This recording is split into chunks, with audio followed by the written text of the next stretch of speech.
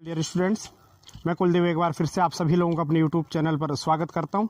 देखिए, आज उत्तराखंड का एक और महत्वपूर्ण टॉपिक, आपको पता है आपके आने वाले पेपरों के लिए कितना महत्वपूर्ण होगा ये, और हम कोशिश कर रहे हैं कि आपको इस तरीके से नॉलेज आपको प्रोवाइड करा सकूं। मैं आज मैं एक आपको बहुत ही ऐतिहासिक जगह पर लेके आया हूँ। बाड़वाला आपने नाम सुना होगा, और आपको पता है यहाँ पर एक ऐतिहासिक राजा शील वर्मन नाम के एक राजा थे, उनकी एक यज्ञ वेदिका यहाँ पर मिलती है। आज आपको मैं लाइव दिखाऊंगा, ठीक है, परमिशन लेकर आया हूँ। अब आप एक चीज़ को समझने का प्रयास करें कि आपके पेपर में इसकी क्या महत्वपूर्णता रहने वाली है, उसको आप देखें, समझें। क्वेश्चन जितने बन सकते हैं आपके पेपर में मैं सारे डिस्कस करने वाला हूँ और आपको सारी चीज़ें बताऊँगा, है ना। चलिए देखते हैं इसके बारे में क्या है, लेके चलते हैं आपको आगे।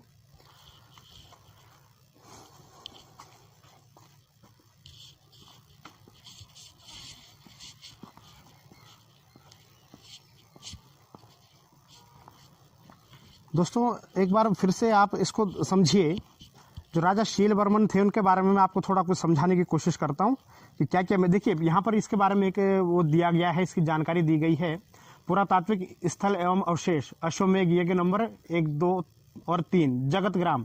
पर्टिकुलरली इस जगह का नाम बाड़वाला है, लेकिन अगर डिटेल से एग्जाम अगर पूछता है कि किस जगह पर ये है, तो इस जगह का नाम जगत ग्राम है। आप इसको समझने का प्रयास करना। बाड़वाला के पास जगत ग्राम नाम की जगह है। यहाँ पर लिखा गया है, इस प्राचीन स्थल का उत्खनन भारतीय पुरातात्विक सर्वेक्षण के श्री TN रामचंद्रन द्वारा सन 1952-54 के बीच किया गया था। 52 से 54 के बीच का किया था। और इसका जो जिन्होंने इसका उत्खनन किया था उनका नाम था श्री TN रामचंद्रन। श्री TN रामचंद्रन प्रश्न पेपर में आएगा ही आएगा, ध्यान रखना। बाड़वाले की यज्ञ वेदिका का उत्खनन किसने कराया था? TM रामचंद्रन। देखिए, ये सारी चीजें मैं आपको प्रोवाइड करा रहा हूँ जो आपको जो रियलिटी है, और आप इसको समझने का प्रयास करना। देखिए, लिखा गया है, उत्खनन में 3 स्थलों के अवशेषों से यह प्रकाश में आया है कि यहाँ पर 3री शताब्दी ईस्वी में राजा शील वर्मन द्वारा अश्वमेध यज्ञ किए गए।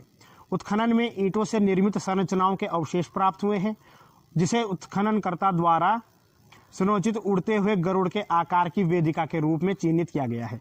ये जो वेदिका है इसका आकार कैसा है? उड़ते हुए गरुड़ की वेदिका के रूप में। मैं आपको दिखाऊंगा कहां पर है।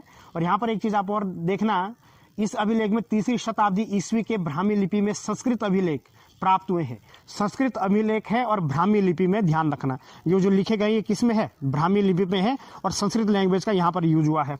साथ ही साथ इसमें ये बता रहा है संस्कृत अभिलेख प्राप्त हुए हैं, जिनसे इस स्थल पर राजा शील वर्मन द्वारा 4 अश्वमेध यज्ञ करने का वर्णन प्राप्त होता है। इस प्रकार की अग्निवेदिका के साक्ष्य पुरोला, उत्तरकाशी, उत्तराखंड के अतिरिक्त कौशाम्बी, इलाहाबादी और उत्तर प्रदेश उत्खनन से भी प्राप्त हुए हैं।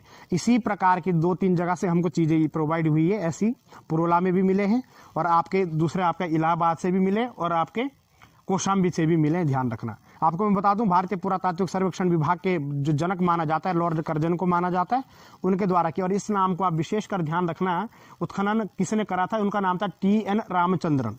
राजा शील वर्मन के बारे में थोड़ा मैं आपको बता दूं। राजा शील वर्मन के बारे में आपको जानकारी देने की कोशिश करता हूं। देखिए, राजा शील वर्धन के बारे में थोड़ा सा कंफ्यूजन है।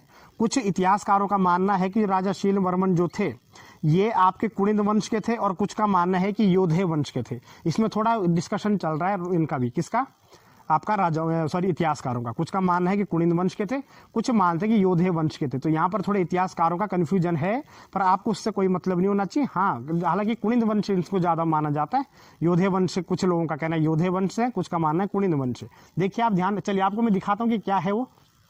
उस जगह को देखने की कोशिश करते हैं एक बार, तो थोड़ा समझिए इसको। देखिए, ये सारा का सारा जो आपको दिख रहा है, ये पूरा, ये जितने ईंटें यहाँ पर मिल रही है, इस पर देखो नीचे जाने के लिए मना करी गई है, इसलिए हम इसका नियम का उल्लंघन नहीं करेंगे।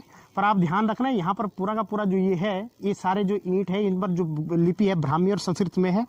राजा शील वर्मन और उत्तरकाशी से भी प्राप्त हुआ है, पुरोला से भी एक ऐसे ही प्राप्त हुए। और इस जगह पर पर्टिकुलर 4 अश्वमेध यज्ञ करने के साक्ष्य मिलते हैं। ये इस अभिलेख के अनुसार यहाँ पर जो जानकारी है वो है ना, 1951-52 में इसकी खोज हुई थी, है ना।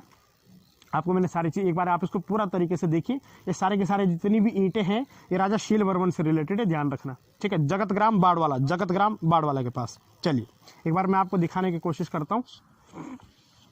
इसको आप पूरा डिटेल से समझना, इसको देखिए। ये देखिए आप, चलो थोड़ा और आपको यहाँ पर जो कुछ और चीज़ें उसके बारे में भी दिखाता हूँ।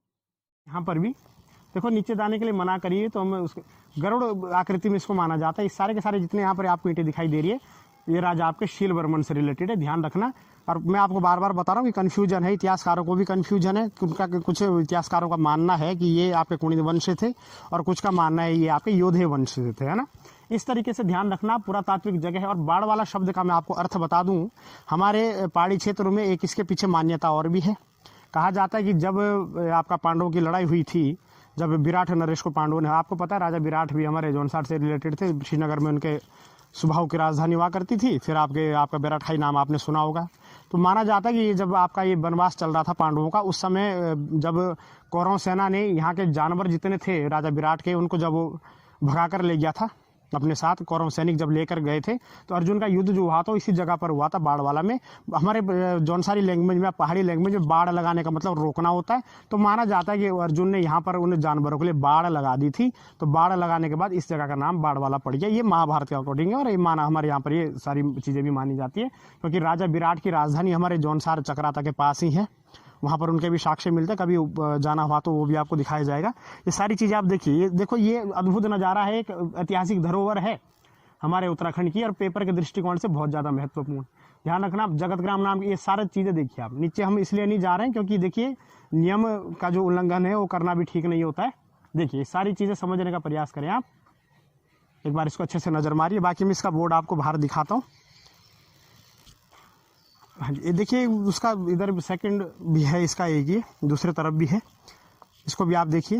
ये दोनों साइड है, यहाँ का भी ताला लगा हुआ है तो शायद बंद हो चुका है अभी, तो आप इसको भी देख लिए। वही है, यहाँ पर भी 4 अश्वमेध यज्ञ यहाँ पर कुल मिलाकर करे थे।